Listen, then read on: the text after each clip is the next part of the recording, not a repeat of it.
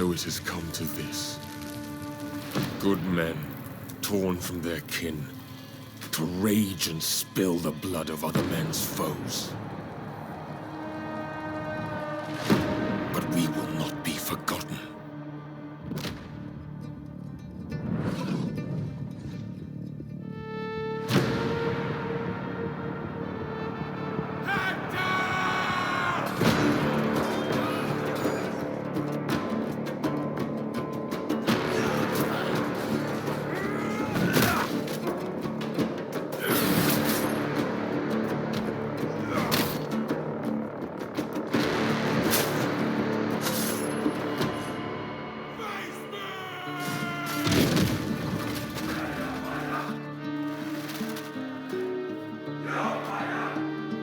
Our deeds shall be known, even when our bones are dust scattered on the wind.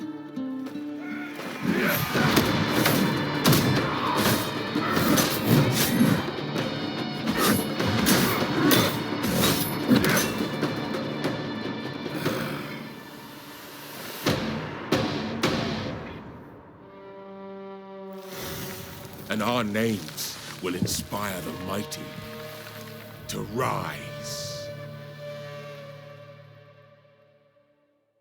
Hello. So we're gonna go through the pre-campaign screen of the Trojans, or the Blasians, as they're also known in the pre-screen screen, and we're going to go into the specifics of Hector and analyze and discuss things.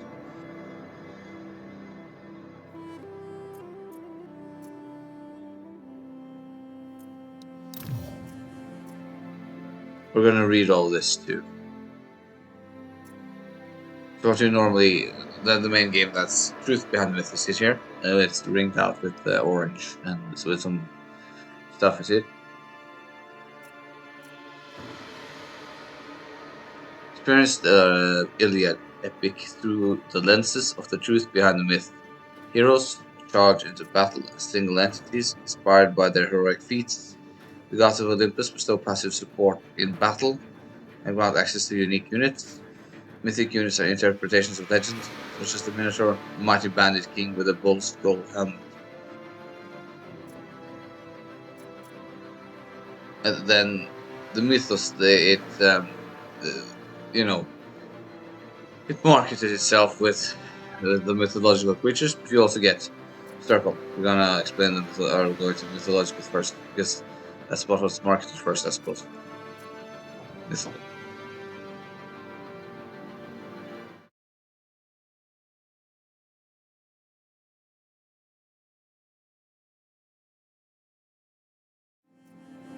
Sorry, just a small interruption there. Let's read. Mythological. Embrace the legends and dive into a mythic total war experience. The gods of Olympus take an active part in the conflict and provide unique godlike battle abilities. Creatures of myth enter battle, such as swift centaurs, flying harpies, and the mighty Minotaur. Embark on an expedition in search of mythic monsters to recruit in your army. Historical. A traditional, grounded in reality total war experience. Heroes charge into battle accompanied by a unit of capable bodyguards. This is where they should have Warscape, really. There's no need for to not have it here. Praying to the gods of Olympus result in passive effects tailored to historical reality. All units are grounded in reality. Units, if that wasn't clear enough.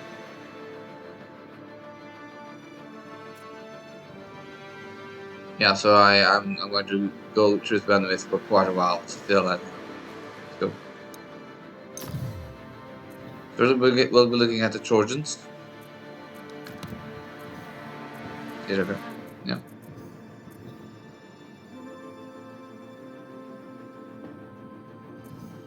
Well, let's have a look at Hector. Hector, Prince of Troy, Hector of the Shining Helm, champion of Troy, and heir to King Priam. Renowned for his courage and unwavering devotion, leads the war effort against the Achaeans, despite his objections to the conflict. Starting situation easy. Paris, Prince of Troy. Paris, son of Priam and a favorite of the goddess Aphrodite, has instigated war with Achaea by stealing beautiful Helen away from the Spartan king Menelaus and marrying her himself. Starting situation hard. Aeneas, lord of Dardania, the mighty warrior Aeneas is the son of the love goddess of Aphrodite, the first cousin once removed of Priam, and second only to Hector in terms of military prowess among Troy's allies.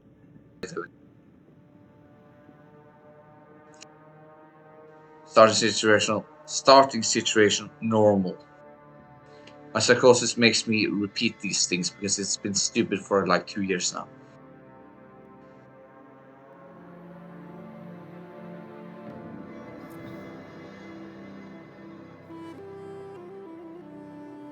Sarpedon.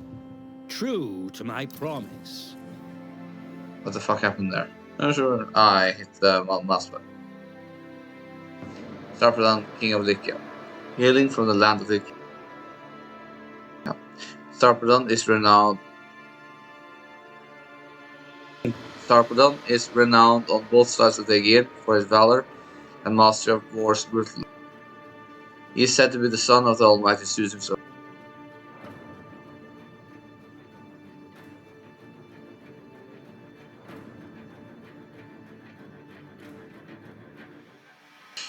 Did I say starting situation normal? I was interrupted by my fucking psychosis.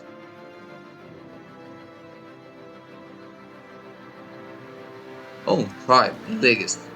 Faction Lycia. Aeneas tribe Pelasgians, faction Dardania, haven't seen this before, no. Paris, tribe Pelasgians, faction Paris of Troy. And Hector tribe Pelasgians, faction Hector of Troy. Was here Pelasgians, that's a little extra. I have Rhesus as well. Is tribe Red Thracians, faction Thrace. Rhesus, ruler of Thrace. Or Thrace, sorry. Yeah. The fearsome Thracian hero Rhesus, son of the mountain muse Euterpe, leads an innumerable host of wild tribesmen in service to the Trojan cause. Starting situation normal. And last, Memnon, tribe Ethiopians, faction Ethiopia. Memnon, ruler of Ethiopia. The mighty warrior King Memnon has traveled from the distant lands of Ethiopia in command of a formidable and diverse mercenary host, hailing from faraway shores. Starting situation easy.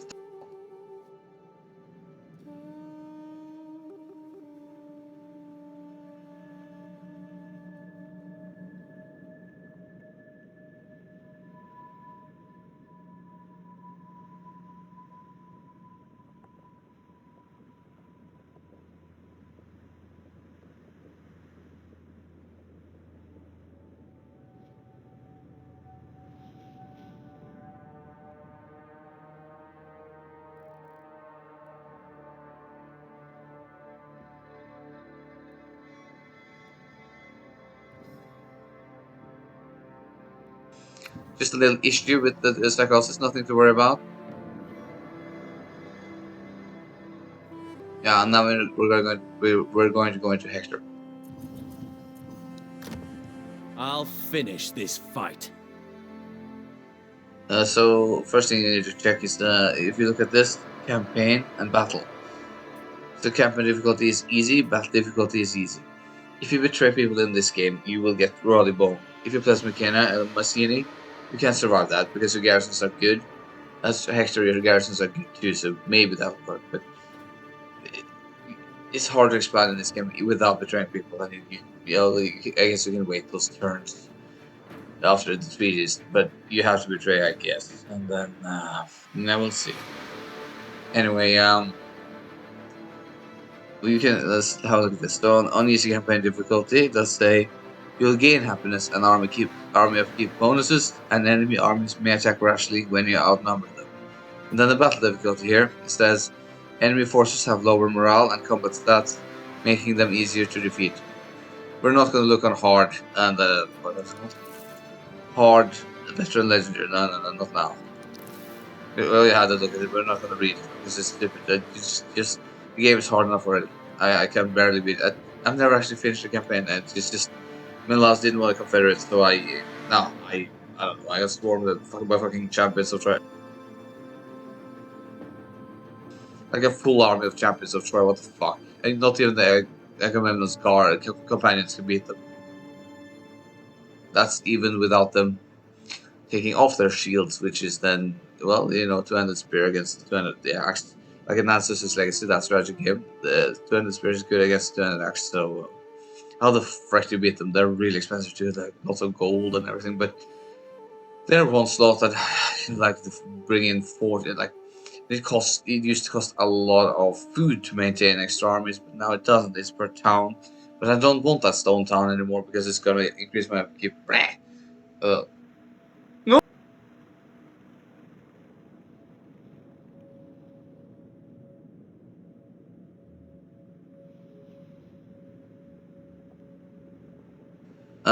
So it's kind of stupid. There should be a limit to these kinds of troops. They're like tier 5 garrison. You get it from the tier 5 garrison for Hector. And then Hector confederates everyone, or not maybe not Sarpedon, but he confederates Paris, who confederates Dardania, or Aeneas, as he's known as, or they are, their leaders known as Aeneas. And there's just so many champions of Troy, I don't know how to beat this. And they come and raise their towns, and they raise in one turn, which is stupid. You should have one turn to deal with it, just have the stack effect for one turn, and then maybe raise, I don't know.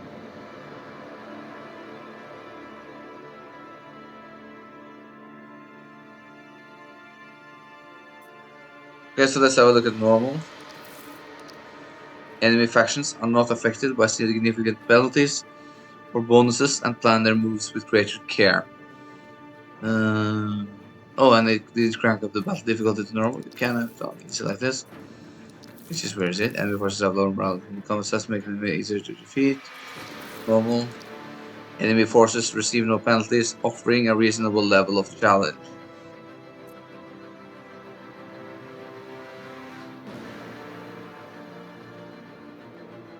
Faction. Priam's heir. Fulfill tasks for your father, Priam, King of Troy, to gain his benevolence.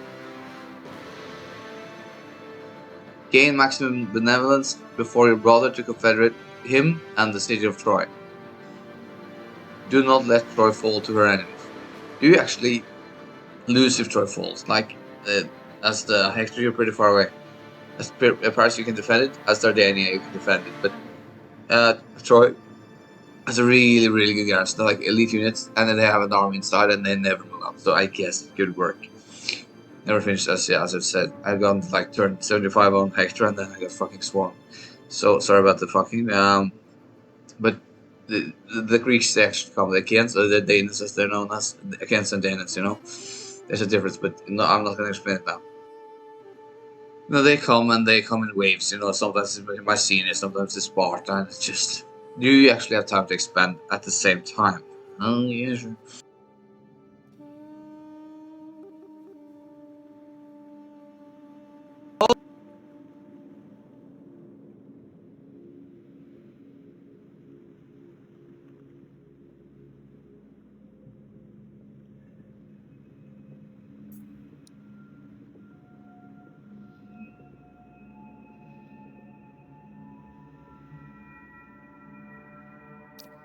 The Asuan League. The more land your allies control, the more positive effects your armies will receive. Armies will move quicker on the campaign map, have more morale, less upkeep, and recruit cheaper units. Helping your allies might cause them to thank you with a gift. Never experienced that actually. This upkeep production thingy and recruit cheaper units, that could offset the administration costs, which they are known as now. I think maybe, I'm not sure what they were called before. You actually get to see like a bar on the top side of the screen, top right, I think, pretty much top right. And yeah, you get to see all the effects, and you get to see how much food and bronze and how much you're gonna pay extra if you have these armies with this amount of cities, or even the levels of the cities matter for that. Apparently, though, I haven't played enough after they introduced that. But if it's like in Warhammer, where they actually kick in during a campaign you're playing, like, oh god, man, Warhammer 2, like, no, they totally bugged out with the skill trees while I was, me and a friend was playing a campaign.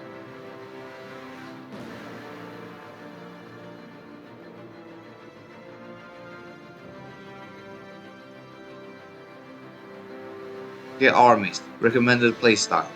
Hector's roster is focused on tough, heavy, and expensive, well-armored armed units, not armored. Ah, they're actually armored too. They're really nice. Sure. Let's take. Which can be used in crushing front attack.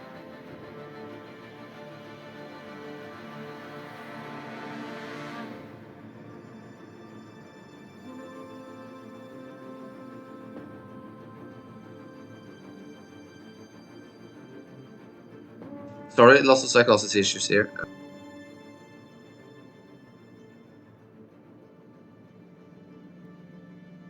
Okay. So you don't have the archery here, as you can see. Let's see what's it called again. Skirmisher. Trickster. This faction cannot recruit the following hero classes: Archer, Skirmisher, a marksman unsurpassed in eliminating foes from afar, Archer, Trickster, a bow-wielding hero who relies on mobility and deception to prevail. Archer, Skirmisher, that's probably here in Paris, right? Archer, Trickster, that could be a Odysseus, maybe. Sure.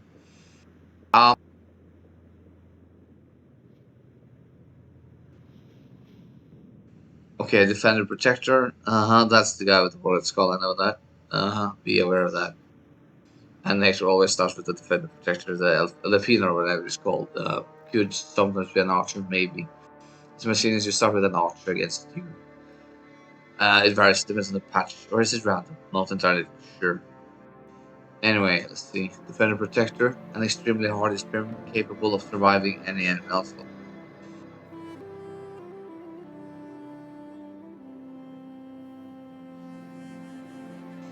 Defender Companion, a tough yet mobile spearman dedicated to supporting the units under his command. That is probably Hector. He's good at dueling and giving buffs. Giving. It should be clear, right? Defender Veteran, a resilient warrior who can deal death easily with his spear. That's Achilles probably, is the duelist. Fighter Champion, swordsman capable of carrying out and surviving all manner of attacks. I'm pretty sure Mestina doesn't have these kinds of heroes.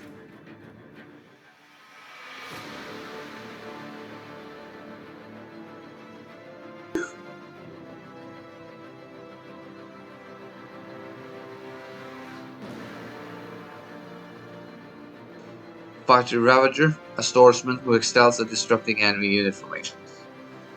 Who's that? Not sure actually. Well, Menelaus, that's the Defender Protector again, which has, well, he has Warlord Skull. No.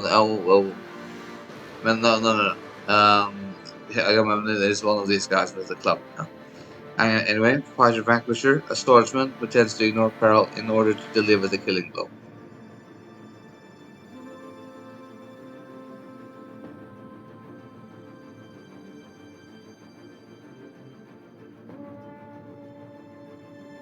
Then we have the Warlord Mentor, not only a commander, but an expert at managing territories. I think that's Nagaman, sorry. And then we have the Warlord Commander, specialized in improving unit performance in battle. Warlord Warmonger, capable of both strengthening friendly units and enfeebling their enemies. Oh, is that the guy with the Wrath of Zeus?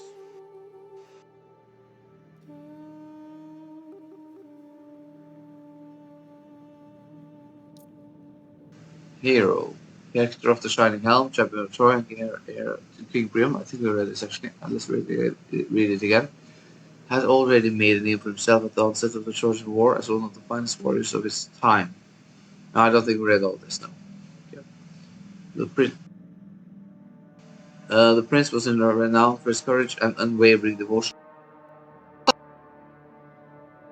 leading the war effort against the Achaeans despite his objections to the conflict. Likewise, when Paris returned from Sparta with Menelaus' wife Helen, Hector voiced his disapproval and stood firm by his younger brother. The noble warrior, raised from birth to lead his father's armies, was feared by his enemies and could turn the tide of battle through sheer bravado and military cunning. Wearing an ornate bronze armor and carrying a shield, he wielded this mighty spear with skill and ferocity in equal parts. Son of Priam and Hecuba, plus 10% to morale of all units in his own territory, in his army, plus 5 to gold income per turn.